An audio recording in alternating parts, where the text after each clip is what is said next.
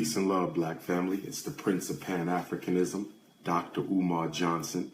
I'm coming to you live and direct tonight from St. Louis, Missouri. I want to send a shout out to all my brothers and sisters from St. Louis, Missouri. I am here.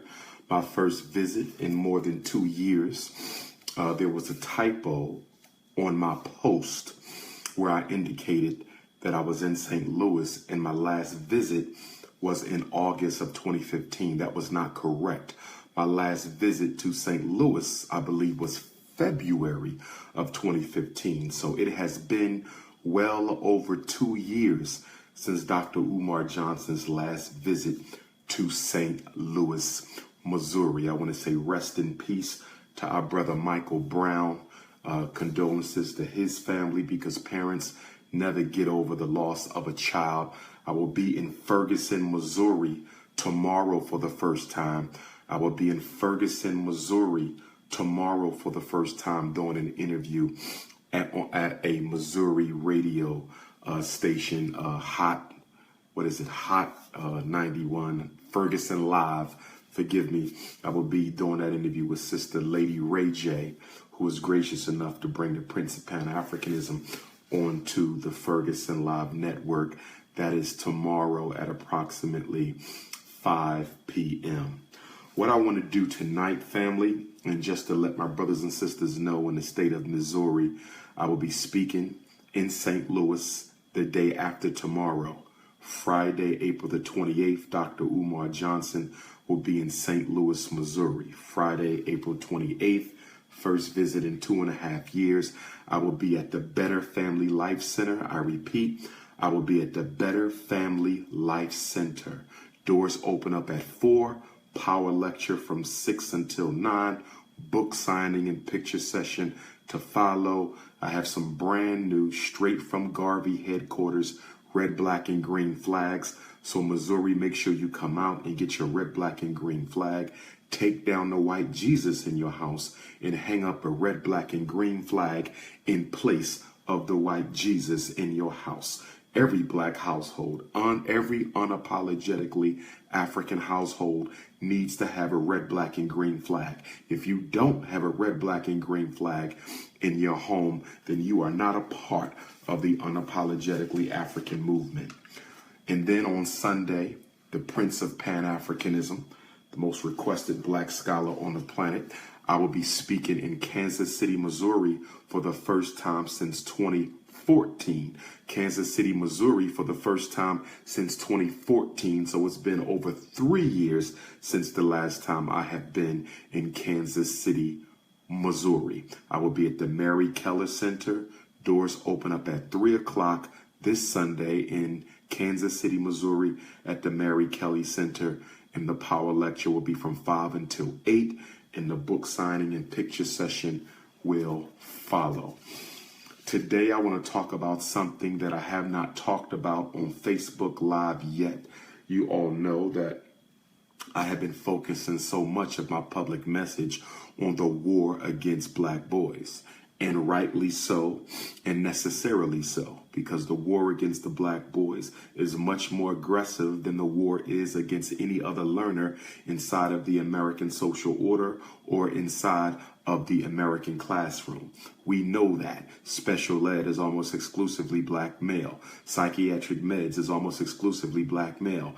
ADHD is almost exclusively Black male. Juvenile detention, juvenile incarceration, gang warrant, low test scores, mental retardation, learning disability. Black boys are overrepresented in every single category of juvenile and childhood dysfunction. And I will continue to talk about the psychoacademic war against Black boys. But tonight I want to talk about our daughters. Tonight, I want to talk about our princesses. I want to talk about the psychosexual war. See, it's a psychoacademic war against the Black boy, but it's a psychosexual war against the Black girls. So tonight, I want to talk about princesses in pain. I want to talk about princesses in pain, the war against Black girls. Now, just to give you a couple of statistics to set off tonight's conversation, Black girls are 17% of all students in America. Black girls are 17% of all students in America. However, black girls are 31% of all girls referred to law enforcement. Black girls are 31% of all students and children, female children, referred to law enforcement. That means our daughters are being arrested and sent to juvenile detention at a rate that is twice the numerical population amongst the female gender in the United States of America. Black girls are 43% of all school-related female arrests. Black girls are 43% of all female-related childhood arrests. Now, the feminist movement, and I know this is going to upset some of my feminist sisters out there, and that's all right, because you all know I'm not trying to win a popularity contest. My job is to tell you the truth, whether you like it or not. But one of the functions, whether it was intended or not, does not matter. When we're dealing with genocide, the intent doesn't matter, only the effect. When we're dealing with genocide, the intent does not matter, only the effect. And one of the effects of the feminist campaign in Black America is that it has helped to recreate the image of the black female into that of a black male. I'm going to say it again. One of the negative outcomes of the feminist movement in Black America is the feminist movement has helped to recreate, to rebrand the image of the black female into a black alpha male. The purpose of reinventing the image of the black female as a black alpha male is because it makes her just as much a threat to the American social order as it makes her black male counterpart. And if the black female can be rebranded as an alpha male, if she can be rebranded to be just as physically imposing and as dangerous as a black male, then her genocide, her murder, her police beatings will be acceptable in the eyes of the public because she has been recreated as a menace to society. And this is something that the feminist movement has not dealt with. And this is something that black women have not challenged the feminist movement to deal with. Why are y'all rebranding our image in such a way that it presents the black female as a menace to society, as a public enemy? And by rebranding the image of the black female as a menace to society, you make homicide justifiable. You make murder justifiable. You make police genocide justifiable against the black female by rebranding her as an alpha male. Facts. Facts. So that's something that has to be dealt with. 34% of black girls did not graduate high school in 2010. 34% of black female children did not graduate from high school in 2010. Black girls were suspended 6 times as often as white girls. Let's look at that. Black girls were suspended from school 6 times as often as white girls in America. In 2013, 43% of black young adult females were without a high school diploma. In 2013, 43% of young black female women were without a high school diploma, compared to only 28% of white females who were without a diploma. Black women still earn only 82 cents to a white woman's dollar. Black women still only earn 82 cents to a white female's dollar. Now, let me tell you why this is relevant. President Barack Obama, as you all know, put forth an Equal Pay Act for white females. He signed a law to give white women the power to make just as much money as the white male. In other words, he wanted gender parity in income. Dr. Umar Johnson takes no issue with gender parity in income. I have no problem with President Barack Obama signing a law for gender parity. That's not my issue. A woman should take home what a man takes home. But let me tell you what I got a problem with. I got a problem with the fact that President Barack Obama did nothing about the fact that the black female does not take home the same amount of money as the white female, even when she has the same education, the same experience, and is doing the same work. So if you want to do an equal pay act, if you want to make sure that the white woman takes home what the white man takes home, former President Obama, don't you think it is also your responsibility to make sure that the black female takes home what the white female takes home? How are you going to fight for gender parity in income? How are you going to fight for gender parity in income, but you don't fight for equal income between the women of the two different races in this country? So it's okay for white women to earn more money than black women. It's okay, President Obama, for white women to earn more money than black women, but it's not okay for the white man to earn more money than the white female. That's what you call hypocrisy. That's what you call hypocrisy. Now let's keep on going. There's 23.5 million black women in America. 23.5 million black women in America. In fact, 52% of all black people in America are female. 48% are male. Now, of course, that statistic probably is a little bit off, but what it says is that we really don't have as significant a numerical discrepancy. But what we do have is a war against black males that sends them to the cemetery, sends them to the prison, and has them being recruited by the homosexual movement. The sodomy movement is snatching up black boys like crazy. I don't think I go a day in my life without seeing at least a dozen black boys who have been recruited by the sodomy movement. So something has to be done about that, because our girls will not have men to marry them when they become of age if black men and black women don't stand up and speak out against the sodomy movement.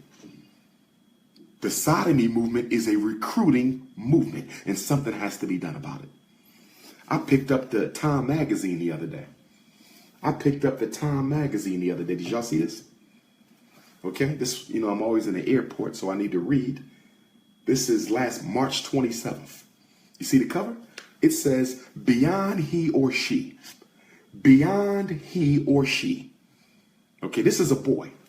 Beyond he or she. And it says how a new generation is redefining the meaning of gender. How a new generation is redefining the meaning of gender. Now, I done told you that ice people don't know how to live in accordance with nature.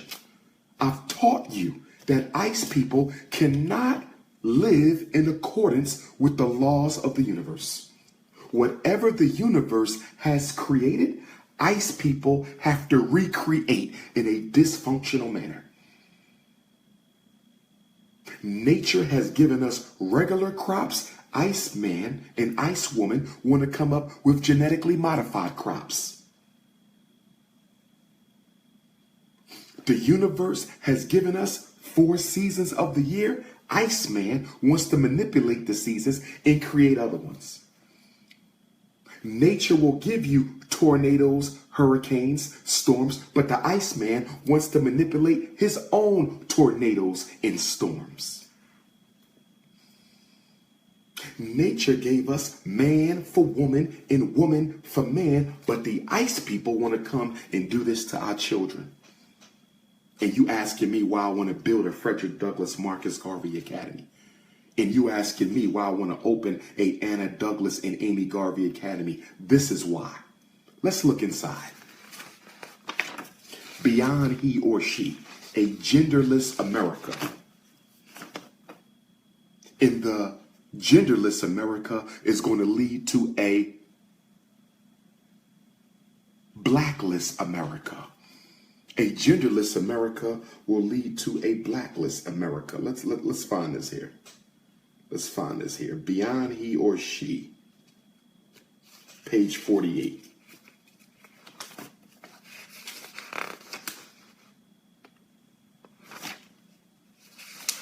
Okay. Beyond he or she. Here we go. Infinite identities. Infinite identities. You don't have to be a girl no more. You don't have to be a boy no more.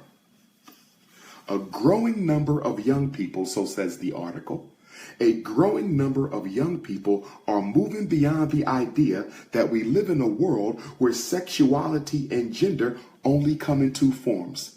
Did you just hear that shit? I'm going to read it again. I'm going to read it again for all you comatose, sleep-ass black folks out there. Let me read it again.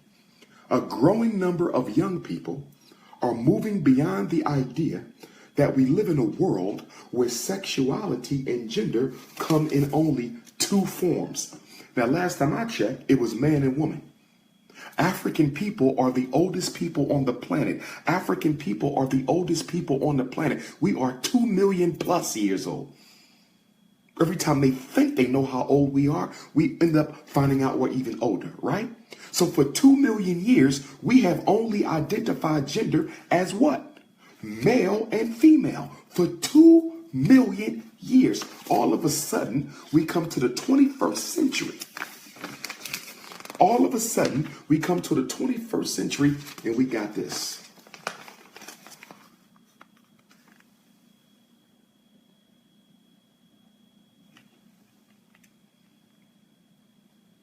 You see? Let's see. Many young people from an early age, personally known people who are out, GLAAD survey found that millennials, for example, are twice as likely as boomers to have someone in their circle who identifies as bisexual, asexual, queer, or questioning. Bisexual, asexual, queer, or questioning.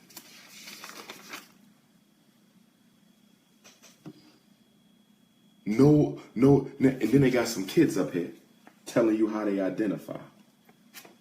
Okay? So Grace, who is 17 from Utah, she says she identifies as bisexual. She believes that one's gender or sexuality can change. Quote, there's no reason you have to say, oh, I'm gay, and there's no way I will be anything else for the rest of my life, says the high school senior, because there is the possibility that you might find out you like something else. So she said you can go from straight to bi to queer to you can move around and experience all of the different sexualities. And then we have Kyle from San Antonio. He says, growing up in a small conservative Texas town, Kyle worried about coming out as gay. But he says that teenagers today are more empowered and more aware because of social media. Quote, we are able to see a bird's eye view of all the different types of people that exist. That exposure opens people's eyes a little bit. Sophie, who's 19, says, quote, I don't understand why people are so attached to labels like male and female. Did y'all hear that? Did y'all just hear that? She says, quote, I don't understand why people are so attached to labels like male and female. I have an answer for Sophie. No disrespect to the young lady. But the reason we're so attached to labels like male and female is because that's what we were born as, Sophie. We came out of our mothers as males and females, Sophie. That's why we're so attached to the label. I just wanted to touch on that. And to clarify, because I don't want any of you misrepresenting the philosophy and opinions of the Honorable Dr. Umar Johnson, I do not hate anyone. And I definitely have no hate for African people, be they gay, straight, transgender, asexual, bisexual, queer, or questioning, and especially our children. Our children are confused. Our children are confused. They don't need us judging them and condemning them. They need us embracing, engaging, and loving them. We can fix all this. We can fix all this, but it's going to start with us building our own schools to properly educate our own children. I'm going to say it again. We can fix this. We can reverse all of this. See, this is white culture. This is Eurocentric social programming. This is not African culture. So what you're dealing with is cultural imperialism. One group of people trying to dictate to another group of people how they should live their life, operate their community, and build their families. Isn't it ironic? Isn't it ironic that the same people who have destroyed the black family for 4 centuries in America, isn't it ironic that the same people who have destroyed the black family for 4 centuries wants to come back and tell you how to reinvent the black family? Confusion is the weapon of oppression. Confusion is the weapon of oppression. Whenever you want to keep a people oppressed, keep them confused as to what their true priorities are supposed to be about. See, they want our kids fighting for this instead of fighting for freedom. They want our kids fighting for this instead of fighting for liberation. They want our kids fighting for this instead of fighting for equality. In the art of war, you must take the mind of the youth and redirect the energy into a socially acceptable channel of struggle. And LBGT, multiculturalism, that is the white power structure's alternative to black revolution. They want our young people to get involved in fighting for this instead of fighting for their lives. So we want to fight for sex instead of fighting for our community. We want to fight for sodomy instead of fighting for our community. This is the new illusion of inclusion right here. Confusion is the weapon of oppression. Now, I want to give you my assessment of some of the top problems that I see facing black girls. I want to give you my assessment of some of the top problems that I see facing black girls. And if this conversation is too much to you, because some of you are operating on a very low vibration. Some of you have a very low consciousness. Your whole life is about likes and comments and hip hop and pocketbooks and sneakers and rap videos and who shot who and who hit the lottery. If you operating on a low level of consciousness, zone on out. Zone on out.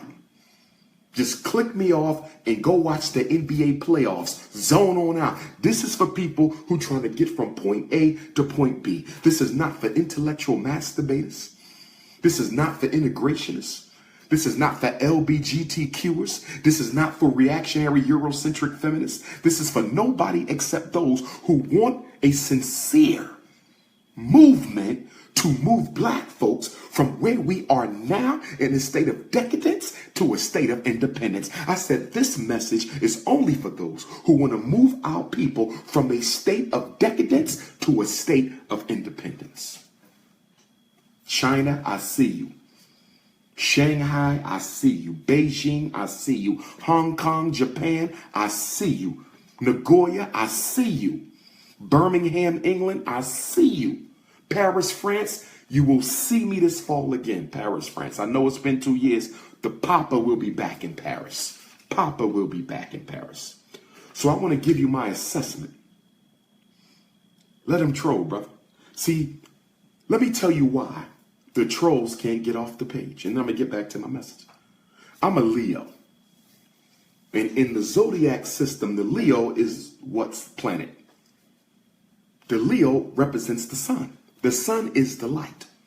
Now, you might not like the sun, but there's no way you're not drawn to the sun's rays because you need the vitamin D that the sun creates in order to survive. So no matter how much you don't like the sun, the brilliance and magnificence of the sun, which is the center of the solar system, it forces you to pay attention to it. So the trolls got to stay. They got to learn because their subconscious, their ancestors is telling them to stay tuned even though their ego want to bail out. Facts. So let them troll. We all used to be them. We all used to be anti-African at some level or another. We all used to be that. When I was in 4th and 5th grade at Meade Elementary School, we wanted to be Hulk Hogan. We wanted to be Randy Savage. We wanted to be Tito Santana. We was collecting wrestling magazines. We would go home and make a wrestling belt out of aluminum foil and cardboard. So we all was there. We all got to come into the consciousness. So be patient with the detractors. They still family.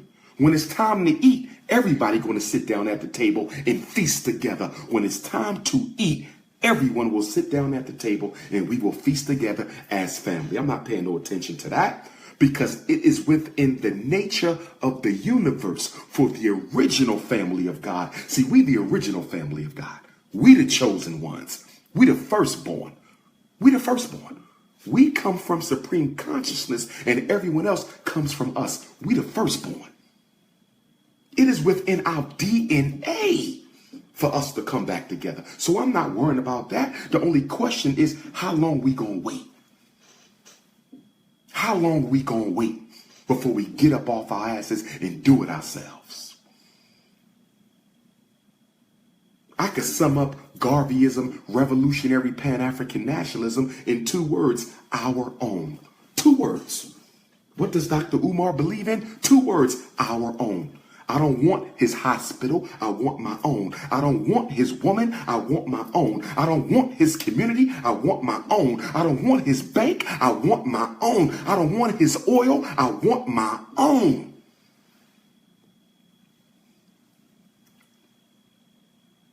Whatever everyone else can do for themselves, we can do for ourselves.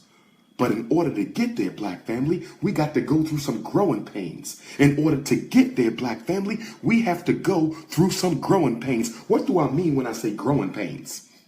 When a child is born, the child has to learn how to crawl. After they learn how to crawl, they have to learn how to walk. And in learning how to walk, they're going to fall sometimes.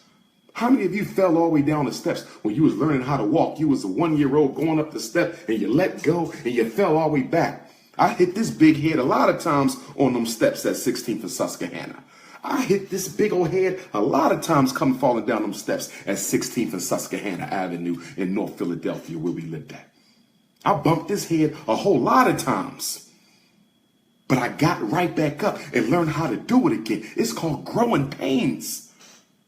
The white man ain't got to go through the growing pains. He did it 400 years ago. The Chinese ain't got to go through the growing pains. They did it 100 years ago. The Arabs ain't got to go through the growing pains. They did it 75 years ago. It's your turn. It is your turn to go through the growing pain. And then some of you say, why do we have to go through the growing pains for? Ain't nobody else going through it. Because they already went through it. They done did it already. The reason you have to do it is because during slavery and colonialism in Africa, they held us in a state of arrested development. During slavery and colonialism, they held us in a state of perpetual arrested development. We could not move because we were under direct oppression. So while they held us, they was building. While they held us, they was building. When we was in slavery, Italy was building. Russia was building. Ireland was building, Britain was building, and they held us in the state of babies while they grew to be adults. They held us as infants while they grew. So now you have to wake up and do for yourself what they did. They didn't did it already. You ain't done it yet. And the longer it takes us to get started, the further behind we will fall. Facts. Facts. So let me talk about some of the issues I feel are facing young black girls. Number one of my biggest issues as it relates to the war against our young black princesses, our beautiful little queens, and of course I have 2 daughters myself, early sexual objectification by their own parents. Facts. Black girls are too often sexually objectified by their own parents. Black mother, I'm talking to you. Why is your 12-year-old daughter wearing shorts and miniskirt with her thong hanging out? She got a big breast and you got the breast hanging out, and she ain't nothing but 12 and 13 years old. Why are you sexually objectifying your daughter that young? That is unacceptable. You sexually objectifying girls at 10, 11, and 12. And don't make the excuse that's how they make the clothes. That's how they dress now. That's what a mother told me. That's how they dress now. What do you mean they? Who is they? Who is dictating the dress code? The same people that are allowing our daughters to be raped and sexually abused are the same people controlling the dress code. You can't afford to let your daughter do what everybody else wants to do. Soon when she's 9 and 10 years old, soon when she start going through puberty, soon when she get her menses, you already showing her how to sell her body to men for free. Aunts and cousins and ladies in the neighborhood is demonstrating for our daughters how to sell your body to men 10, 11, 12 years old. Something has to be done about that. I'm not saying they got to have a turtleneck on. I'm not saying they got to have their face covered. I'm not saying they got to be covered down to the ankle. No. She could show a little flesh. Boys show a little flesh. But it shouldn't be, she should not be accentuating the beauty of her body so often as a young child, because you're teaching her to sell herself. That's a form of prostitution. It's unpaid prostitution. Cover that little girl up. We got to stop sexually objectifying our daughters.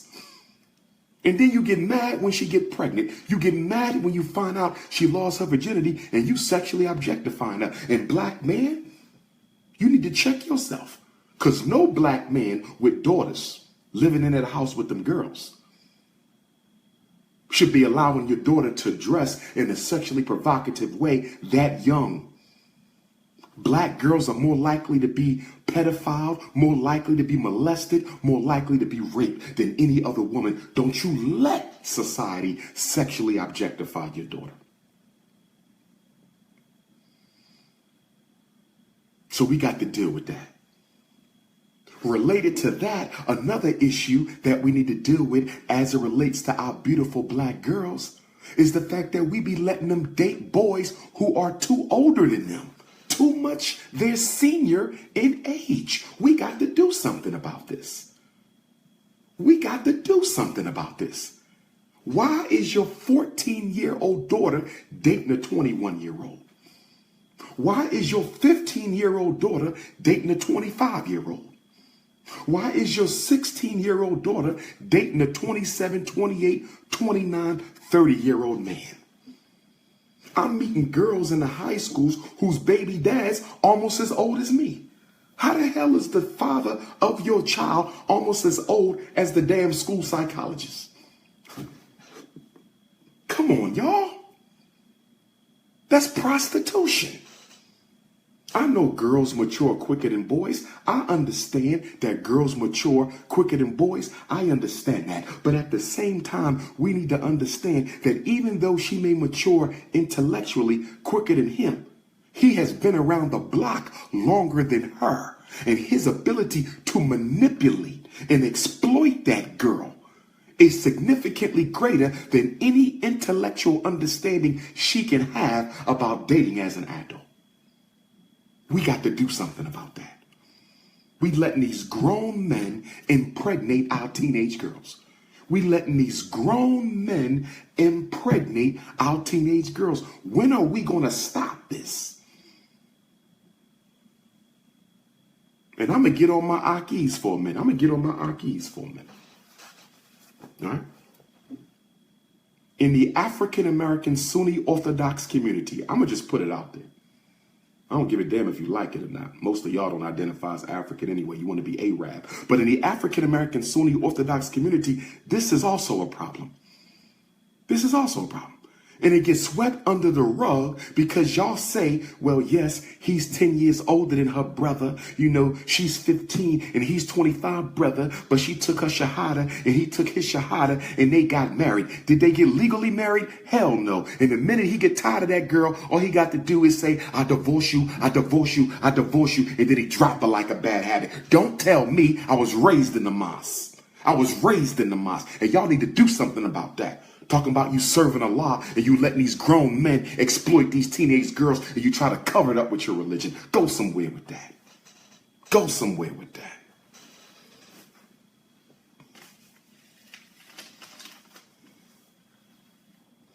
Here's another issue. Here's another issue we got to deal with when we're dealing with black girls. And that is black mothers and fathers. Black mothers and fathers, but especially the mother is more likely to throw her daughter out the house than throw her son out the house. I'm going to say it again. Black mothers who are running 75% of our homes. Black mothers, 75% of the time, are single parents, and it's not their fault. But black mothers got this thing with their daughters. Black mothers, a lot of them got a jealousy thing with their daughters. And black mothers are more likely to throw the daughter out the house. Y'all know what I'm talking about. I meet them all the time. Dr. Johnson, my mom threw me out the house. I came in late. Dr. Johnson, my mom threw me out the house because I got pregnant. Y'all got to stop doing that. When the black mother throws her daughter out the house, normally because you jealous. There's normally jealousy. Don't get me wrong. Sometimes she is too disrespectful. That's true. But you can't put a female child on the street, send her to a shelter, send her to another relative, send her to a friend in the neighborhood. But you cannot afford to take our future queens. You cannot afford to take our future queens and throw them out on the street when you know what can happen to your baby out on the street. You don't do that. You don't do that. And you have less patience with your daughter than you have for your son. Your son selling drugs out your house. Your son then got arrested. Your son running girls in and outside your house. Your son then cursed you out. Your son don't go to school. Your son don't work. And you don't throw him out. But the minute she do something wrong, the minute your teenage daughter do something wrong, you throw her the hell out the house. We got to stop that. It's unacceptable. It's unacceptable. And then I done seen so many girls in my years as a school psychologist and a therapist. I done seen so many girls who got thrown out the house by a young mother. Got thrown out the house by a young mother because the young mother was afraid that the boyfriend wanted the teenage daughter more than he wanted her. That's disgusting. That's disgusting. If you think a man is liking your daughter, if you think a man has an attraction to your daughter, then that man don't belong in your house and he don't belong in your life. He don't belong in your house and he don't belong in your life. That is unacceptable. That is unacceptable. My mom put me out because her boyfriend was looking at me. My mom put me out because I told her I think her boyfriend liked me. He be giving me strange looks. He made inappropriate comments. Are we that thirsty? Are we that thirsty?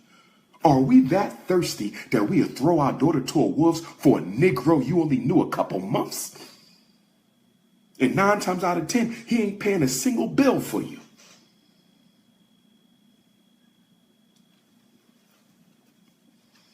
Black girls are more likely than black boys. Black girls are more likely than black boys to be molested at home by a relative. The childhood molestation of black girls is absolutely, unequivocally, a crisis that is being ignored by the black church.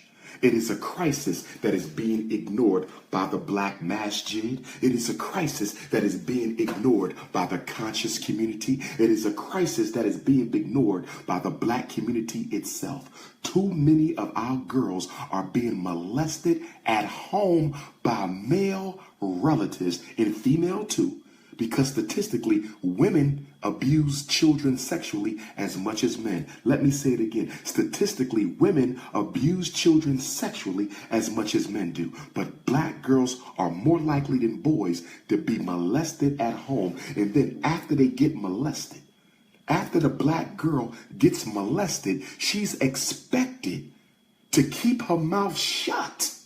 Look at this. After the black girl gets molested at home, she's expected to keep her mouth shut about the molestation, who did it, how they did it, when they did it. And most black girls who are molested at home are molested repeatedly.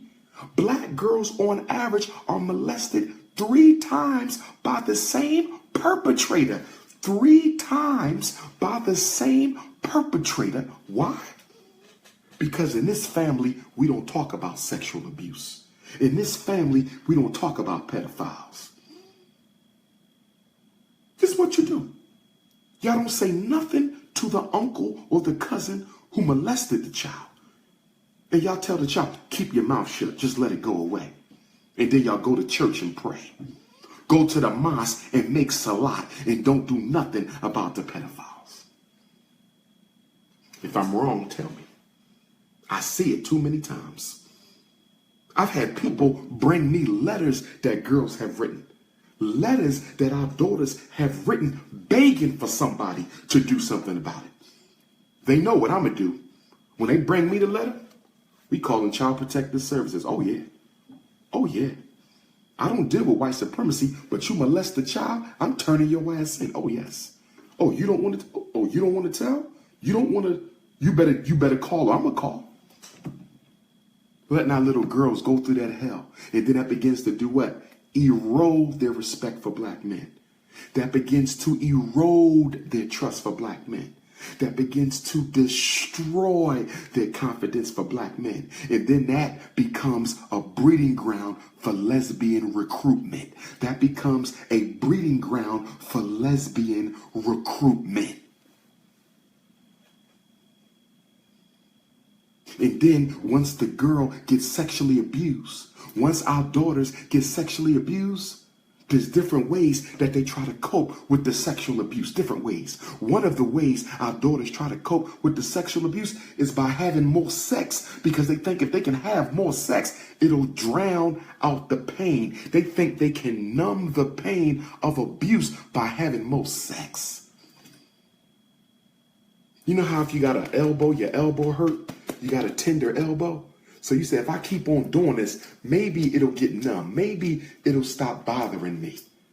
So you try to numb it with the pain. You're hoping enough pain that it'll just become numb. And that's what a lot of our daughters do. They have repeated sex and they start becoming promiscuous because they try to convince themselves that they actually like being used because they don't know how else to cope with the pain. And it only makes it worse.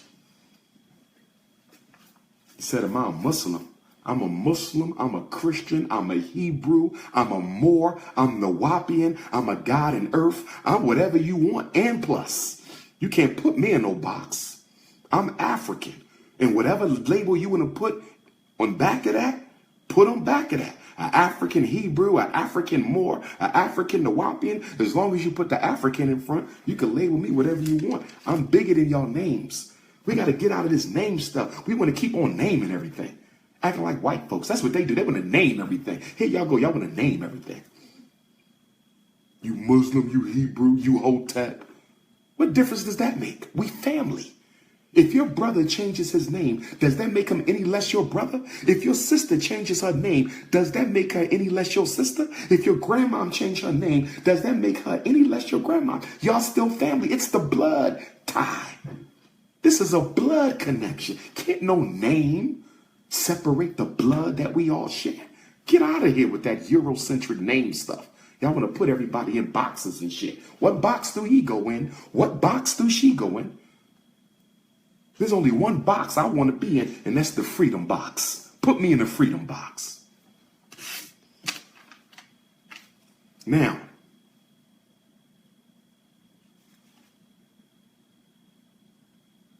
and then when the black girl gets kicked out the home, she's more likely to be raped on the street.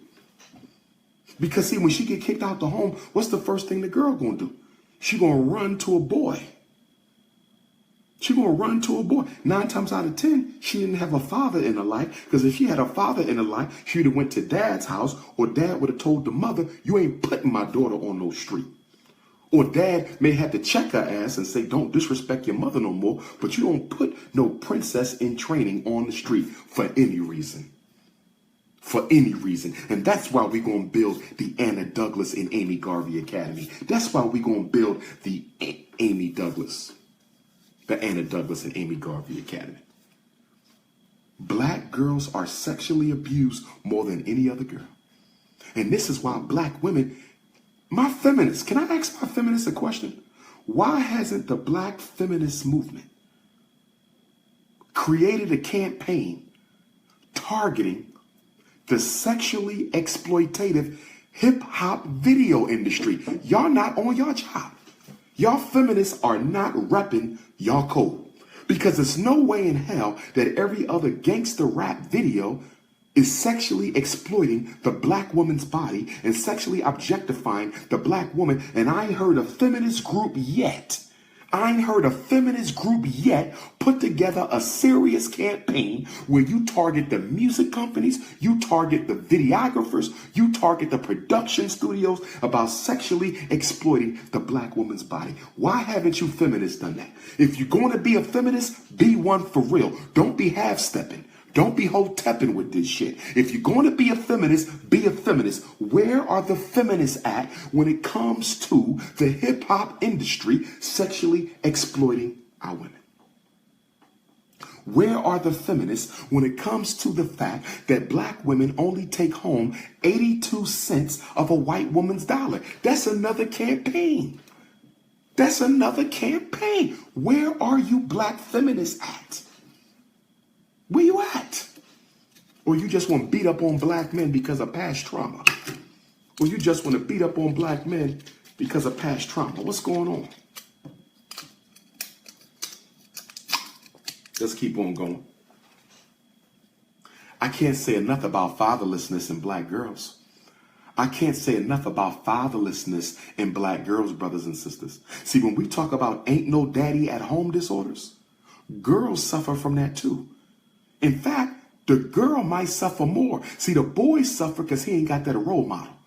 The boy suffer because he ain't got that daddy image that he can emulate. But when the girl ain't got her father, psychologically, it can damage her more because she doesn't get to practice loving a man appropriately, not sexually, spiritually and psychosocially, because that girl needs to love on dad and she needs the dad to love on her, not sexually, psychosocially. See, if a father hasn't hugged his daughter and said, I love you, if a father ain't looked at his daughter and said, you the most beautiful thing I ever seen in my life. If a father ain't took his daughter and said, listen to me, I want you to know that I don't care how many other men tell you you beautiful.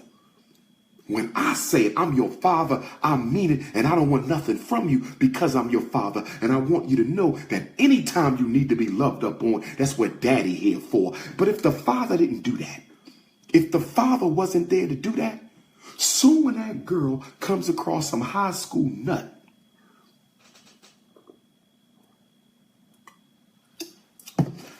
and that girl comes across some high school nut who tell her she fine, who tell her she gorgeous, who tell her I love you, who tell her I want to hug up on you, she ain't used to hearing that.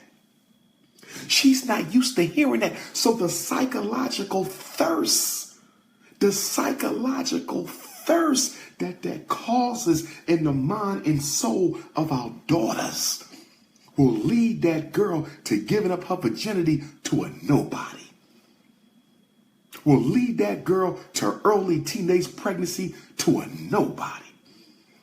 And this is why I tell you, fathers, teenage pregnancy is our fault.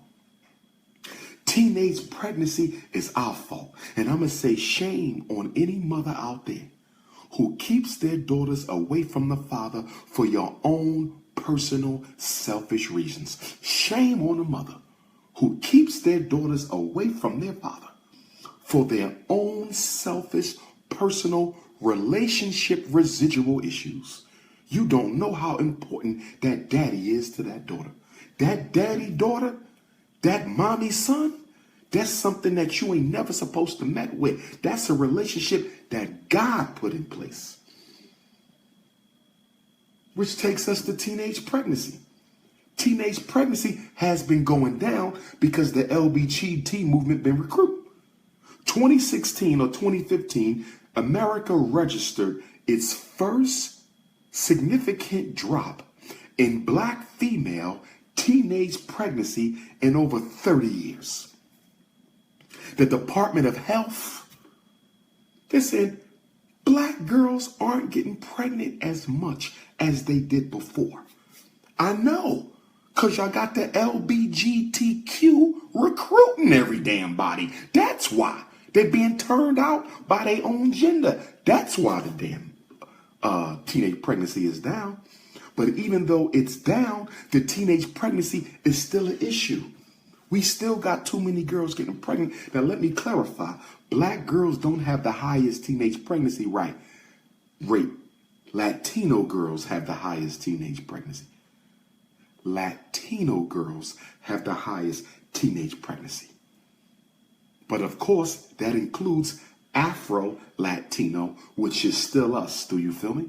The Afro-Latinos, which is still us. And if there's any Afro-Latinos on my feed that's connected, I want you to reach out to me. We need to have a serious African-American, African-Latino conversation. It's overdue. It's really overdue. We got to come together and we got to put this shit, who black and who ain't. We got to deal with it. Because you got some Afro-Cubans who say they black, and then you got other Afro-Cubans who want to be white. You got some Afro-Puerto Ricans who want to be black, and then you got some Afro-Puerto Ricans who want to be white. So we want to come together as a community and find out whether or not y'all serious about this Pan-African struggle. I heard one Latina, Afro-Latina sister, she was honest. She said, I'm an African Latina. I'm black. I'm part of the RBG. I respect that, sister. But the question is, what about the rest of the Puerto Rican community? Because I used to live in a Puerto Rican community, and they don't see themselves anything got to do with blackness, and they look just like I did. So we need to have a community conversation. So I'm asking my African Cubans, I'm asking my African Dominicans, I'm asking my African Puerto Ricans, get in contact with Dr. Umar Johnson. I want to have a serious discussion on the relationship between the African Latino community and the African American community. Are we going to work together as a race, or are we going to keep this shit divided over language? Because the only thing different between us is your ancestors got dropped off in the Caribbean and ours got dropped off in Virginia and Charleston. That's the only difference. My great-grandfather was a Spanish-speaking Cuban, and I'll be going to Cuba in August to look for some of my relatives. Look for some of my African Cuban relatives. So we all black. And I'm not forcing y'all. I want to be clear. It is a privilege to be an African. It is an honor to be an African. So if you don't want it, we don't want you. But some of y'all want it, and I need to know who wants it, because I do not want to deny any African Latino, any African Latina their birthright to be African. But I need you to be African 100% of the time. Don't be African when you come to the Dr. Umar lecture. Do you want to go back to being a white Puerto Rican when I'm not around? We got to put this shit on the table and air it out. So if you Latino, Latina, particularly Cubans, Puerto Ricans, and Dominicans, because that's where we got the biggest issue. The Cubans, Puerto Ricans, and the Dominicans. Hit me up and let's have the conversation. You can do it through my website. You can email me, drumarjohnson.com. That's drumarjohnson.com. Okay? You can email me through the website. You can also email me directly, drumarjohnson@yahoo.com, drumarjohnson@yahoo. Or you can hit me, 844-4-Dr. Umar. 844-4-Dr. Umar. Okay? Or you can hit me on my personal cell, 215-989-9858. 215-989-9858. Okay? I'm not looking for no wife right now, so we not on that right now. Okay? So, let's get back to the conversation. Low self-esteem. See, black girls are predisposed to be taken advantage of because they develop low self-esteem as a result of the fathers not being present. And as a result of the fathers not being present, it destroys the self-concept and self-image of the black girl. So when a boy comes along and makes her feel better about herself, he can almost get her to do anything he wants because she craves that masculine validation from her daddy that she never got. See, a mother teaches her daughter how to be a woman. A mother teaches her daughter how to be a woman. A mother teaches her daughter how to be a woman, but a father validates her womanhood. A mother teaches her how to be a woman, but it is the father that validates the womanhood. And if a girl don't get her womanhood validated by her father, she gonna look for that validation for the rest of her life. How many of us know sisters? And this is with all due respect. We ain't making fun at nobody. This is just anecdotal. This is anecdotal. But how many of us know women who 40 years old still thirsting for that validation? 50 years old, still thirsting for that validation. 60 years old, still thirsting for that. 70 and 80 years old, still thirsting for that validation. Like you might say, why would they still be thirsting for that validation that old? I'm going to tell you why. I'm going to tell you why. Psychologically, we do not develop mentally as quickly as we develop physically. Psychologically, we do not develop mentally as quickly as we develop physically. See, every last one of us has a mental age and we have a physical age. Do you follow me? So you might be 25 physically, but you could be 5 mentally. You might be 45 physically, but you might be 29 mentally. And that's why it's important that when we start looking for a partner, looking for a mate, that we put an age on their maturity.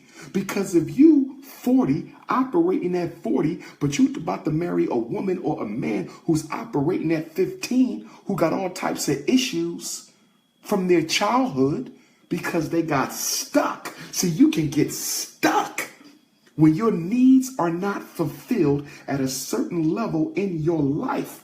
You can get stuck. So some of us are still stuck at 5. 35 because we had needs for attention that we never got. And now we 45 and we still just as thirsty for attention as we were at 5 because we stuck. Some of us didn't get enough attachment with our primary caregivers. And we 30 and 35 years old now, and we still looking for that presence of our primary caregivers, and we can get stuck. And so some sisters, just like brothers, we are mentally stuck in our teenage years, mentally stuck in our young child years. It's true. It is absolutely true that your physical age and your mental age are not necessarily the same thing. It is absolutely a fact.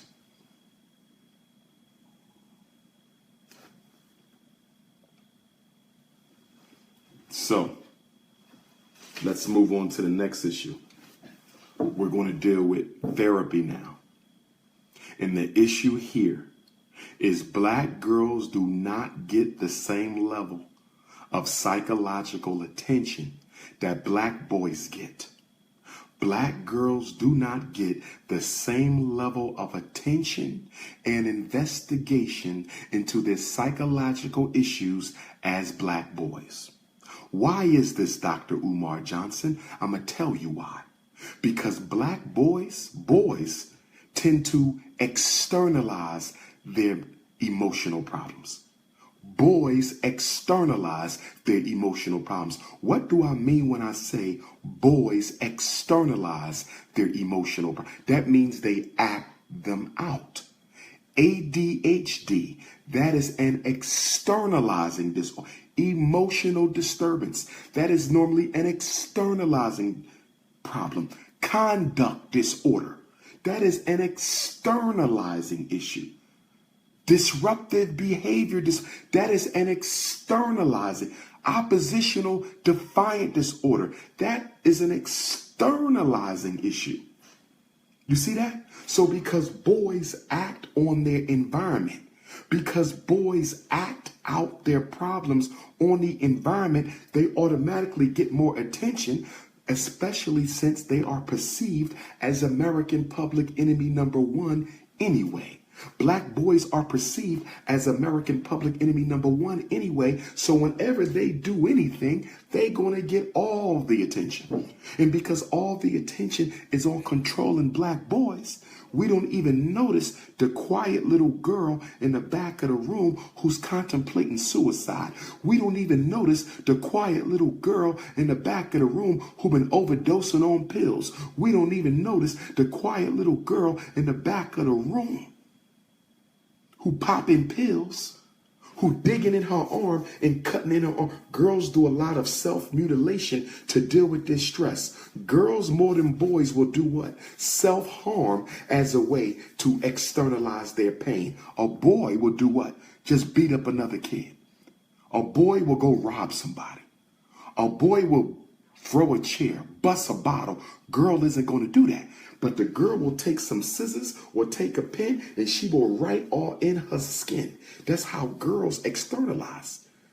You see? But because she's not misbehaving, because the girl is not misbehaving, nobody pays any attention to it. Because the girl is not misbehaving, nobody pays any attention to the girl.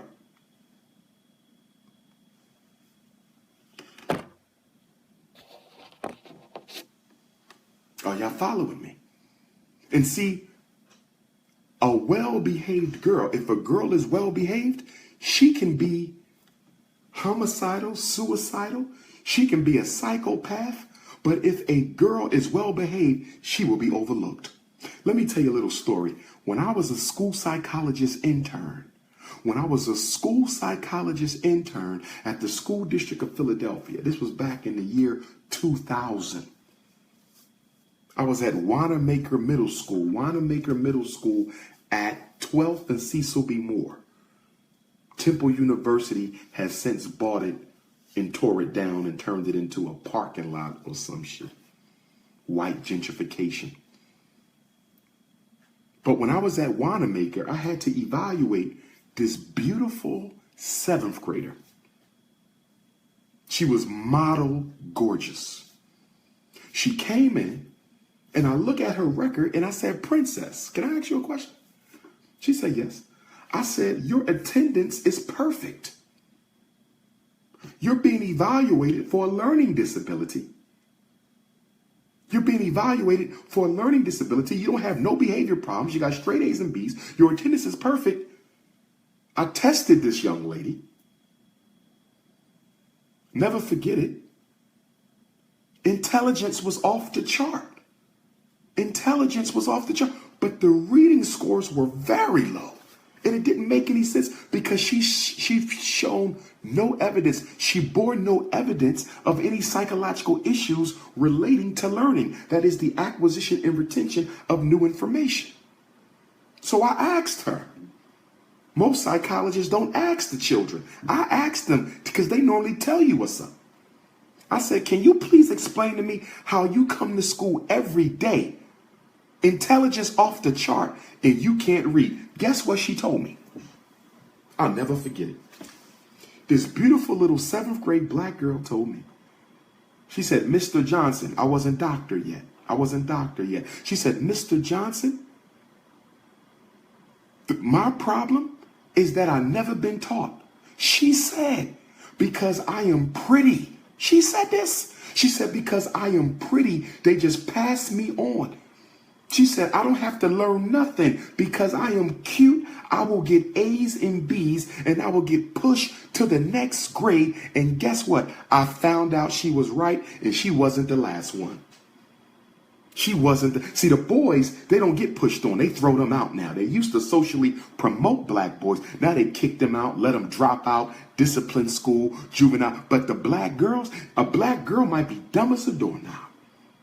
Black girl might be dumb as a doorknob, but if she is attractive and quiet, she will be socially promoted, but it will catch up with her when it's time to take the mandatory graduation exam. It will catch up with her, and that's why mothers and fathers, parents and caregivers and foster parents and adopted parents, y'all have to stay on top of your daughter's education because they will come home with A's and B's and don't know nothing. Because they cute and quiet. So the cute and quiet girl suffers just as much as the loud, misbehaving black boy, but she suffers in a different way. She suffers in a different way. Don't let them push your daughter on just because she's cute. Because you see what they're doing? They're socializing your daughter to rely on her physical beauty. So if a girl only feels good because she looks good, what happens when she don't look good no more? What happens when she's 40, 50, and 60 and the youthful beauty begins to decline? That means her self-esteem is going to drop with it. That means her self-image is going to drop with it. We can't let that happen. We can't let that happen. See, they don't put the black girls on the medicine as much. They do, but not as much. Not as much. They don't put them in the emotional support classroom as much. They do, but not as much. Not as much. See, with them, they are victims of a silent Holocaust. See, the black boy Holocaust is loud. It's in your face. It's police genocide. It's being kicked out of school. It's mass incarceration. It's unemployment. The black girl is different. Black girl is different. They are more subtle with her. Hers is more psychological. The black boy's is more physical. Hers is more psychological. She could be hurting and nobody even knows it. See, the black boy has the externalizing disabilities, but the black girls have internal disability. Internal. What do I mean when I say internalizing disability? These are mental illnesses that you don't see. You can see ADHD. You can see conduct disorder. You can see, you can't see depression. You can't see anxiety. You can't see the eating disorder. You can't see the bulimia. You don't see that. You see? So our girls are suffering from the depression. They suffer from the worryation. They suffer from the low self-esteem. They suffer from the eating disorder. They suffer from the sex abuse. You can't see it. And the only way you can find out is if you do what, y'all? Talk to them. You got to talk to them. All the black boys, they got one-to-one aides. All the black boys, they got a mobile therapist. All the black boys, they got a case manager. All the black boys, they got mental health workers. The black boys got a whole mental health team that ain't doing nothing but pimping them. They not helping them. It's all about money. It's about money. Mental health is money. The M in mental health is about money. I keep telling y'all this. So from one angle, I'm glad the girls were being overlooked to a small extent. I want y'all to understand me. Not overlooked by the community, but I'm glad they were being overlooked by the white mental health establishment. Because since the girls are being overlooked by the white mental health establishment, that gives us time to get in and work with our girls and get them right before the white man starts looking at the girls as another mental health hustle. They have already exploited the black boys as a mental health hustle. So now we need to get on our job so they don't exploit our girls as a mental health hustle. Are y'all following me? Give me a black fist if you following me. See, I'm glad they didn't get the girls yet. I don't want our daughters strung out on Ritalin. I don't want our daughters strung out on Adderall. I don't want our daughters strung out on Concerta. I don't want our daughters strung out on Strattera. I'm glad that they didn't start looking for the girls yet. I'm glad. They done messed the boys up. So we got a chance to get this right. Because guess what? Once they done hooked all the boys on dope, and they just about there, they're going to start looking at the girls next. So the community got time to save our princesses. Who want to work with Dr. UMAR Johnson to save our girls? Let's save our girls before they start coming after the girls, because they're going to come. Capitalism demands a market for its product. Capitalism demands a market for its product. So they done already dominated the boy market. So they're about to start dominating the black girl market if we don't do something soon. I'm glad our daughters ain't on Prozac for depression. I'm glad. But the reason we can't find out that our daughters are suffering in silence. Why am I focused on black people? Because I'm black. That was the dumbest question I was ever asked. That was the dumbest question. Somebody just asked me, why am I focusing on black folks? And I bet you that was a black person who asked me that dumbass question. You see how sick we are? I ain't never see nobody ask the Jews why they focused on the Jews. I ain't never see nobody ask the Russian why they focused on the Russian. I ain't never see nobody ask the Anglo-Saxon why they focused on the British. I ain't never see nobody ask the Chinese why you focused on the Chinese. Ain't nobody ever been to Chinatown and asked a single Chinese merchant, why is your store's sign written in Chinese? Do you know most people in this city cannot speak Chinese? Did y'all ever ask them that? Hell no, because he don't give a damn. He is Chinese. That's what God made him. That's where he gonna be, and he ain't trying to be somebody else. That's y'all damn problem. Y'all so in love with trying not to be you. It's ridiculous. It's ridiculous. There is no black privilege in America. There's a black gay male privilege. Now, if you're a black gay male, then there's a certain privilege because the white man doesn't feel threatened by gay black men. So if you're a gay black male, you have a gay black male privilege. Just like if you're a lesbian female, you can have a black lesbian privilege, but it's not a racial privilege. Okay? It's a sexual identity privilege. See, white supremacy has manipulated black America so much now. And it's our fault because of our self-hate. We don't want to be black. Most of us don't want to be black. Let's just be honest. We don't.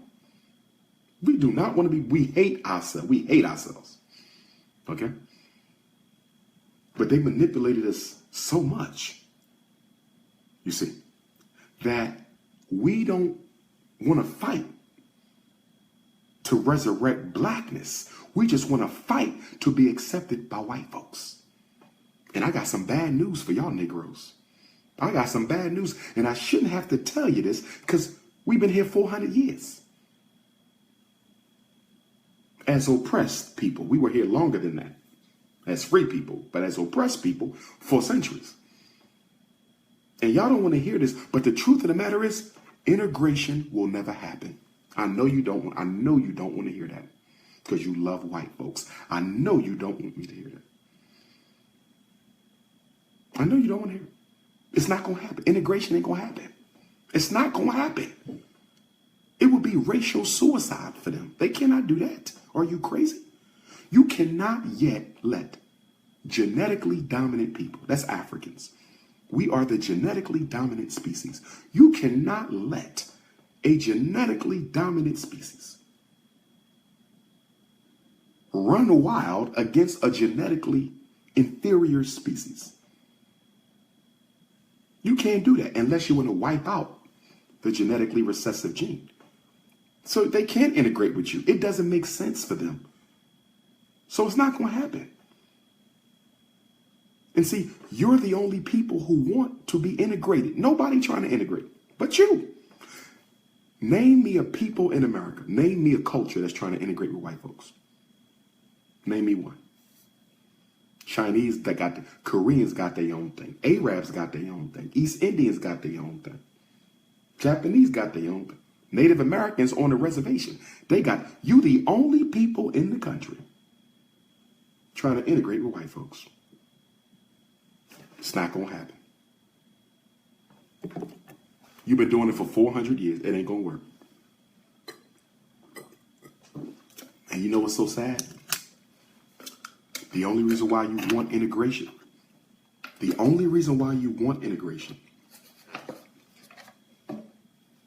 is because you don't want to look at other black folks. You're trying to disappear. You want to disappear amongst whiteness. You want to disappear amongst whiteness. See, when a black person says, I don't see color, do you know what you're really saying? What you're really saying is, I don't want nobody to see me. See, when you say you love all people, see, that's coded language. We speak in codes too. When you say, I love everybody, not just black folks, what you're really saying is, I love anybody except black folks. This is what you really say. I love anybody except black folks. Yes. Yes. If a war began today between revolutionary-inspired blacks and white folks, hypothetically, right? Because we can't win a war, not in this condition. I'm willing to bet you 75% of black America would fight with the oppressor. Who wants to bet me? I said if a race war broke out in America today, and the white man said, which of you black people want to come and fight with us against your own people? How much you want to bet 75% of you Negroes would fight with the whites? How much you want to bet? I done studied you Negroes. I know you. The Hoteppers too. They be fighting too with their ankhs on their neck. Fighting with the white man with an ankh on their neck. It'll be Moors over there. Some Moors will be fighting with them. Some Hebrews will be fighting with them. Some so-called Pan-Africanists will be fighting. Oh, yeah. He knows you. You can't fool the white man. He knows all you want is to be accepted. That's it. You ain't got no goals for your community. You just want to be accepted by your oppressor. You are sick.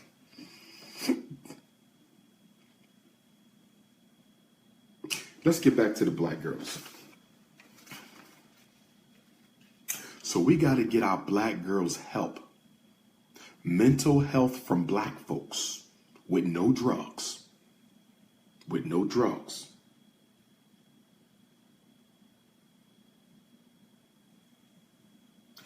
The other thing that we have to deal with as it relates to black girls, we have to stop socializing our daughters to be baby mamas instead of wives.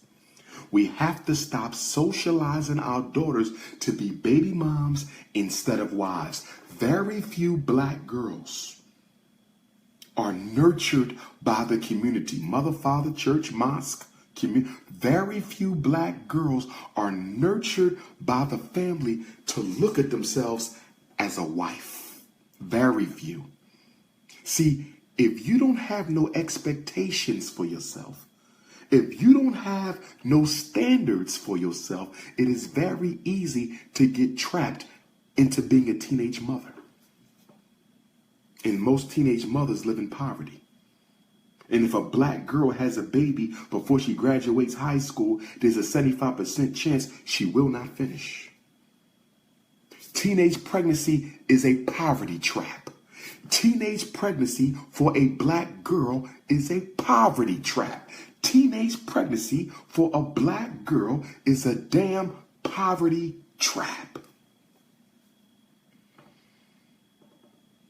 And the other thing that we have to do for our babies, our beautiful black queens, is we got to make sure that their free time ain't free. Does anybody know when most girls get pregnant? Teenagers. Guess when they get pregnant? They're not getting pregnant overnight because they sleep in your house. Guess when they get pregnant? Between after school and when mommy and daddy get home.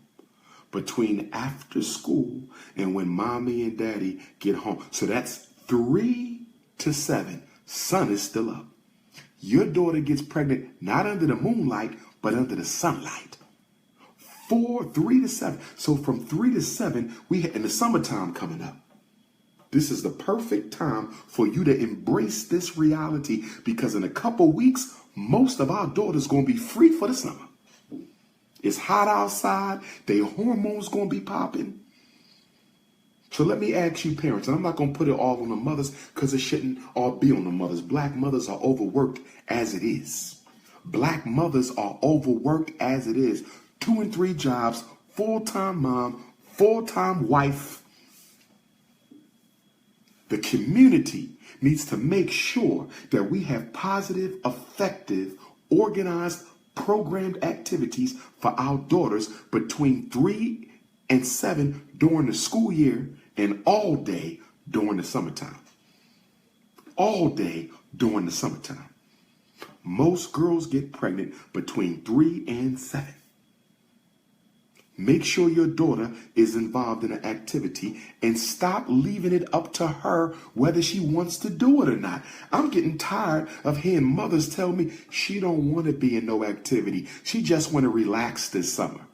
Are you out of your damn mind? What do you mean your daughter just want to relax? She will be relaxing on her back. She is a queen in becoming. She likes boys. Boys like her. Her hormones is popping. She will not just be relaxing. You are a fool if you think your 15, 16-year-old daughter ain't thinking about boys and ain't thinking about sex. Because in case you don't know, the average age at which a child loses their virginity in America is between 11 and 13. Did y'all hear that? Our children are losing their virginity between 11 and 13. That's 5th and 7th grade. They having sex. And every other parent, my daughter ain't having sex. Everybody's in denial. My daughter ain't having sex. My daughter ain't having. Everybody don't think their daughter having no damn sex. Well, if she ain't having no sex, why the hell we got this gonorrhea rate running around? If she ain't having no sex, why we got this chlamydia popping off? If she ain't having no sex, why we got a herpes epidemic? If she ain't having no sex, where all these crabs and scabies and genital warts is coming from? Stop being in denial. Talk to your daughters about sex. That's half the problem. We don't communicate with our children about sex. Some of us are still trapped in a dreamland where we think they don't start turning on sexual attraction until they're 21 years old. You crazy. You live in the United States of America, which is a dysfunctional society where everything is sold, marketed, advertised, and promoted through the use of sex. Everything in America is pushed through sex. Everything. Everything is sex. Everything is sex. So how your daughter going to live in this reality? And not only do you got hetero sex, you got this. You got this. So you can't just even worry about the boys no more. You got to worry about the girls too. You got to interview your daughter's girlfriends because they might be a he, she, this shit. You got this shit too. So you got to get on your game. It's not a game out here.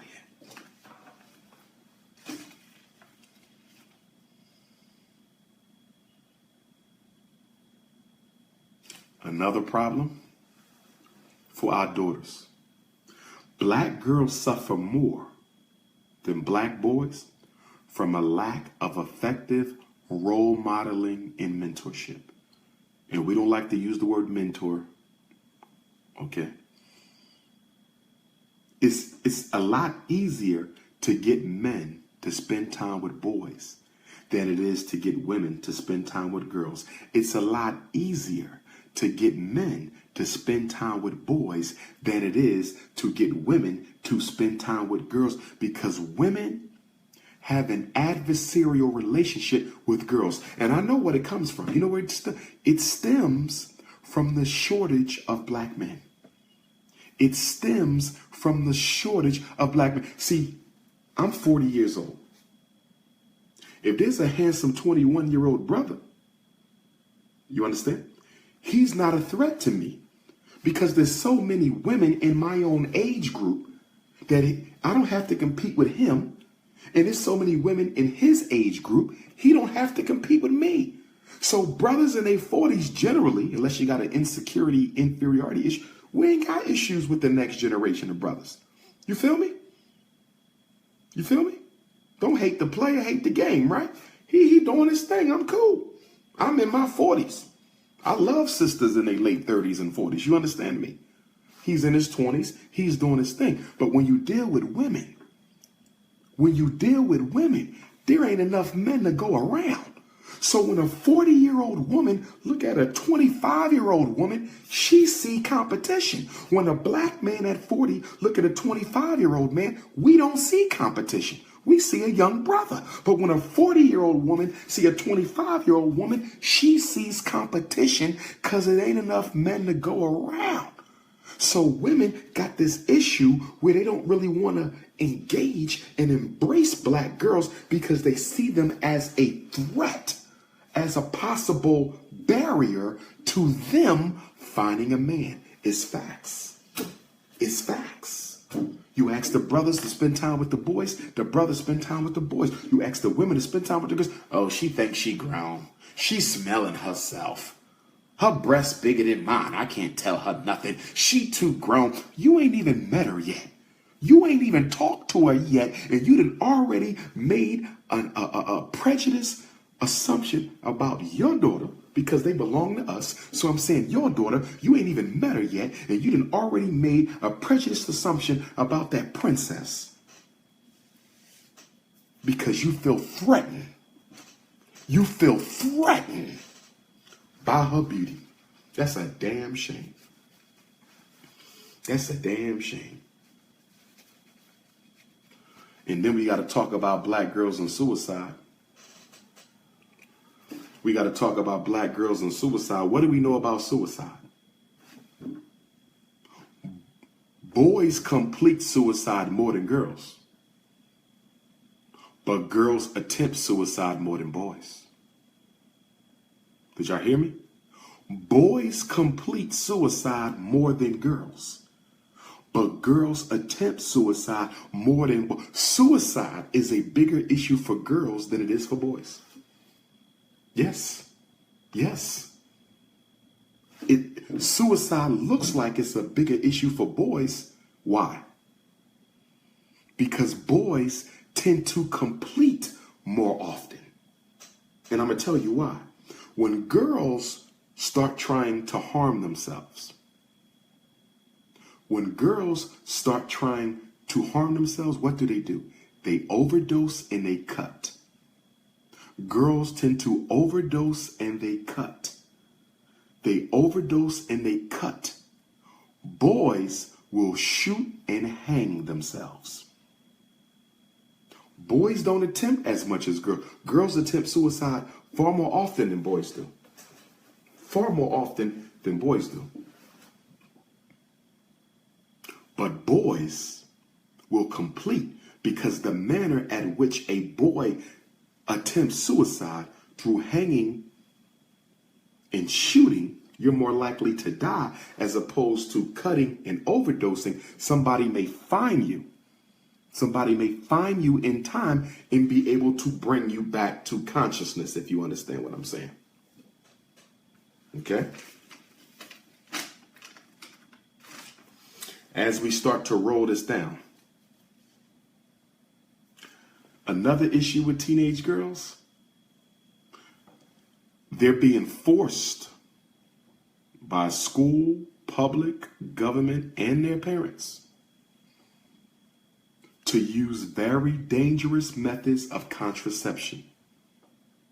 Black girls are more likely than the women of any other race to be forced to use dangerous contraception early in life. They got black girls with the Depo-Provera, black girls with the shot so they don't get pregnant, black girls with the birth control, black girls with the morning after pill. A black girl's body has been through more than a white woman in 50. A black girl's body has been through more abortions, more STDs, more forced early term abortions than a white female, middle-class white female at 50 years old. Teach your daughters condoms. Use condoms. If she's allergic to latex, then get lambskin. But we cannot afford for our daughters to be taking these drugs so early in life, and then it lead to fibroid cancer, breast cancer, cervical cancer. It's not healthy for them to be doing that. If they sexually active, teach them to use condoms, build up their discipline and self-control. If you don't want to put a condom on his little dirty ass wee-wee, then walk out the house. It's that simple. You don't get none. At least you live to see another day. And also, because we got this shit going on, black teenage girls have to deal with brothers on the down low passing off that HIV. That's another big problem with the teenage dating. That's another big problem with the teenagers. The girls ain't just got to worry about rape and molestation. Now they got to worry about he, she's, and down low teenage boys.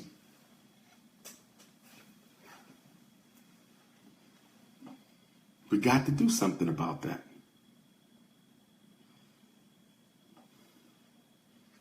More abortions. Black teenage girls are more likely to abort than anybody else. And a black girl is more likely to suffer long-term effects as a result of that abortion. And you know, back in the days, in the 50s and the 60s, they had the back alley abortions. Remember that? They take a girl and somebody put a hanger inside that baby. Oh my God. That make my stomach hurt to even hear that. But this is what good Christians used to do back in the 40s and 50s. Good Christians would take their daughters and send them to somebody, and they would get a backyard, backdoor, alleyway abortion. I heard they still giving them out.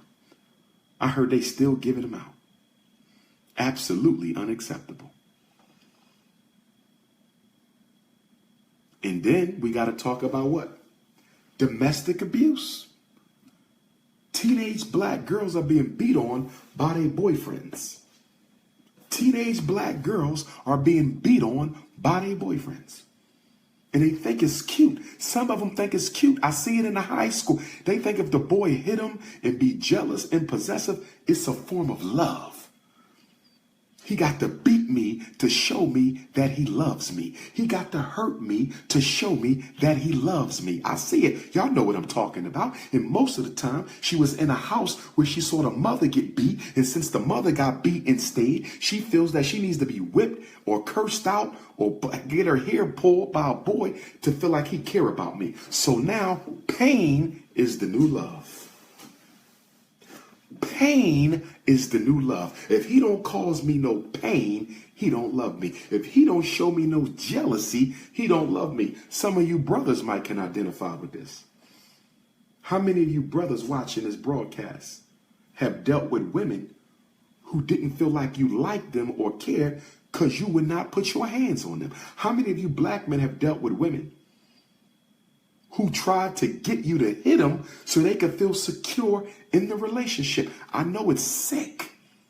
It's very sick, but it's very true. It is very sick, but it is very true. Some women need to be abused in order to feel desired. Some women got to be abused in order to feel loved. Some women need to be beat so that they know that they are wanted. That is insane. That is insane. And then these girls are getting their eyes blacked. They're being punched, beat on, and then they go home to their mom. They go home to their mom. And the mother doesn't even do anything about it. Yes. Domestic abuse early in life, and because the girl didn't have her daddy, her self-esteem is through the floor so low, she feel like she got to stay and put up with the abuse because she'd rather be beat by him than be alone by herself. She'd rather be beat by him than be alone by herself. Y'all know that this is true. Y'all know that this is true.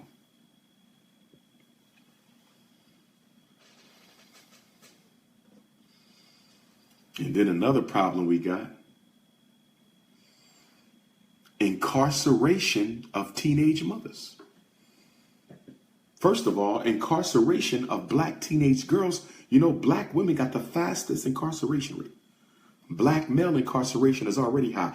After the black males, black women have the fastest growing incarceration rate in the United States of America. Black women have the fastest growing incarceration rate in the United States of America. And when they get to jail, they're more likely to be abused in jail by male guards and lesbian female inmates. By male guards and lesbian female inmates. I've been told stories by black girls who've been locked up. How they had to fight back against the lesbians. How they had to fight back against the male guards. How they be sexually taken advantage of by the men who work for the prison, and nothing is ever done about it. I've heard about this.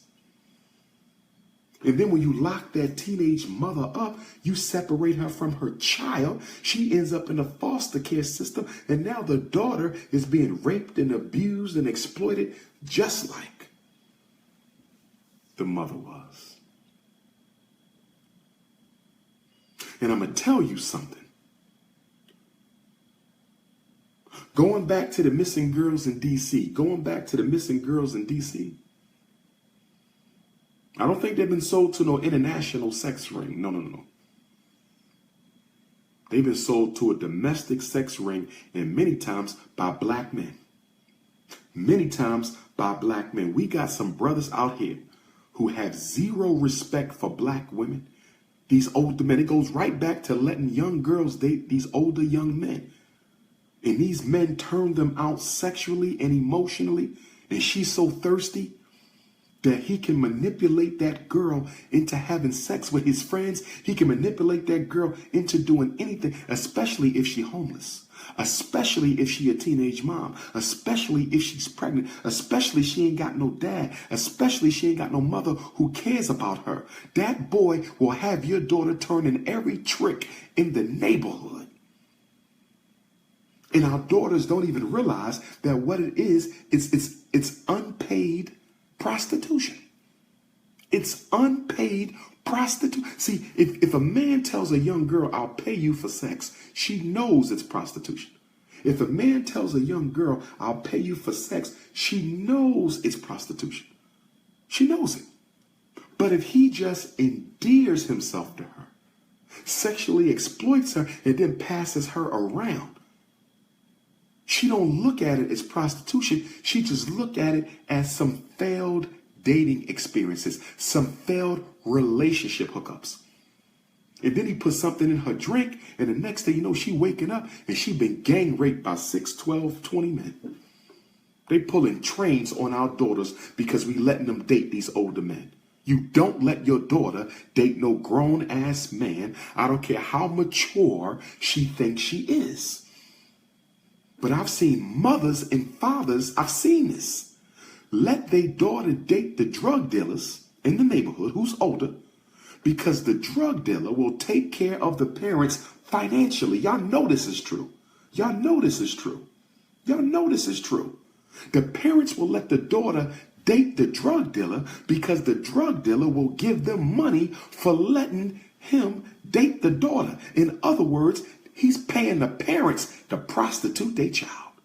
He is paying the parents to prostitute their child. How many of y'all seen this in the hood? This goes on in all the hoods across America, where you got some 28-year-old dating some 17-year-old, and mommy and daddy look the other way because he putting a couple $1,000s in their hand, giving them some free weed or some free crack or some free heroin. We have lost our damn mind. We have lost our damn mind. 60% of black teenage girls have been sexually abused. 60% of black teenage girls have been sexually abused, and most of them will be raped again when they become adults. I don't even like saying that. This is coming straight from the statistics. 60% of all teenage girls have been molested, and most of them will be raped again when they become an adult. And this is why I tell you, sisters. This is why I tell you, sisters. You cannot be going into a man's house if you don't know him like that. You cannot be going into a man's house if you don't know him like that. Some men believe they got a right to take sex from you if they paid money for you. Some men believe that. They will rape you and keep it moving. And sexual predators come in all ages, in income brackets, and professions, and political ideologies. Sexual predators, rapists, come in all ages, all incomes, all professions, all races, all political ideologies. What y'all doing? Once a woman get her innocence taken like that, that sets her up for post-traumatic stress disorder. Post-traumatic stress. That's a hell of a mental illness. And a lot of women suffer from post-traumatic stress because they've been abused. Some women can't even enjoy sex no more. Some women can't even enjoy intimacy no more. They can't even get moist when they get aroused, because subconsciously the mind has been conditioned through trauma to view every man as a potential perpetrator of sexual violence. This is what's happening in our neighborhood. Where the black church at? Where the black masjid at? I don't want no religion. I want solutions. I don't want no more religion. I want solutions. Keep your religion to yourself and give me solutions. We want solutions. We don't want no more beliefs. Every time Black America has a problem, somebody want to come and give us a whole bunch of beliefs. We don't need no damn beliefs. We need solutions. So I'm going to prepare to wrap this up, get me some sleep. Got a couple radio interviews tomorrow here in St. Louis. If you in St. Louis, I need to know where I can go and get some good black food, some soul food. And if y'all got a black veggie spot, I'll eat the black veggie spot. It's all about health. Soul food or veggie. I need a black-owned restaurant in St. Louis. Hit Dr. Umar up. Text me some info for the black-owned restaurant. I need that. Okay. So Friday night, St. Louis. Sunday afternoon, Kansas City. Then I will be in Hong Kong, Japan. I think that's the 20th. Nagoya, Japan, the 21st. Shanghai, China, the 25th, I think. Beijing, China, the 26th. Brooklyn, New York City. The Prince of Pan-Africanism will be in Brooklyn on Friday, June 2nd. Get your tickets. You can get your tickets 3 ways. You can go to the website, drumarjohnson.com, and click on the Eventbrite link. But you have to use your computer. If you use the cell phone site, you cannot purchase tickets from my website on the cell phone site. It's under construction. You can only purchase tickets off of the computer website. Okay? So you can, if you're on your computer, drumarjohnson.com, click on the Eventbrite link. It's right there on the homepage. If you're on your cell phone, then you have to go straight to Eventbrite. Type in Prince of Pan-Africanism. And we spell Africa with a K. Type in Prince of Pan-Africanism. .eventbrite.com. Prince of Pan-Africanism. .eventbrite.com. And if you still having trouble by going to my website or going directly to the link, because some of y'all still be having trouble because of the phones, then text me and I will text you the ticket purchase link. Text me and I will text you the ticket purchase link. 215-989-9858. 215-989-9858. 215-989-9858. And I will text you the link. Tickets are going fast. Don't wait to the last minute, St. Louis. Get your tickets. Y'all love to wait to the last minute. Kansas City, don't wait to the last minute. Brooklyn, New York City, don't wait to the last minute. Get your tickets now. 12 and under are always free. 65 and older are always free. 12 and under, no tickets needed. 65 and older, no tickets needed. Okay? Minneapolis, Minnesota. Where my Minneapolis people at? Where my Minneapolis people at? Okay? I heard y'all losing Adrian Peterson. Adrian Peterson is on his way to the Saints. He's leaving Minnesota. Dr. Umar will be speaking in Minneapolis, Minnesota on Wednesday, June 14th. Minneapolis, Minnesota, Wednesday, June 14th. Minneapolis, Minnesota, Wednesday, June 14th. Y'all know we have a very important organization that I'm very serious about, the National Independent Black Parent Association. The National Independent Black Parent Association. Please come to Detroit, June 9th and 10th, Detroit, Michigan. June 9th and 10th, the Prince of Pan-Africanism will be in Detroit, Michigan. June 9th and 10th for the 4th Regional Midwest Training. If you want to start a chapter of the National Independent Black Parent Association, if you want to start a chapter of the National Independent Black Parent Association, join us in Detroit from 9 a.m. until 6 p.m. June 9th and 10th, 9 a.m. to 6 p.m. June 9th and 10th in Detroit. If y'all care about our kids, help us fight for them. If y'all care about our children, help us organize their parents. Don't be an armchair revolutionary. Stop being a Facebook activist. Stop being an Instagram agitator. You got to do the work. The problem with the Black consciousness community, nobody's doing any work. Everybody wants to be a teacher, a professor, a scholar, and a philosopher. There's nothing wrong with wanting to be a teacher, a professor, a scholar, and a philosopher, but you still have to be a worker, a builder, an organizer, and an activist. Seattle, Washington. Seattle, Washington. Seattle, Washington. The Prince of Pan-Africanism will be delivering a very important Juneteenth message to Black Seattle, Black Tacoma, Saturday, June 17th. The Prince of Pan-Africanism will be back in Seattle for the first time in 4 years. Black College and Consciousness Tour, June 28th to July 12th. Black College and Consciousness Tour, June 28th to July the 12th. If you got sons or daughters, we're going to do the same tour we did last year. New Jersey, New York, Pennsylvania, Maryland, D.C., and Virginia. The Harriet Tubman Home, the Frederick Douglass Grave, the Nat Turner Trail, Benjamin Banneker Home, Black African Holocaust Museum, Harriet Tubman Hometown, the Underground Railroad, the Great Blacks and Wax Museum, Cheney University, Lincoln University, Howard University, Hampton University, Virginia State, Miss Coppin, Morgan, Bowie, University of Maryland, Eastern Shore. 14 days, 14 nights, registration coming next week. If you want to go to Africa with Dr. Umar Johnson, we're going to Africa again. Ghana, Togo, Benin. Ghana, Togo, Benin.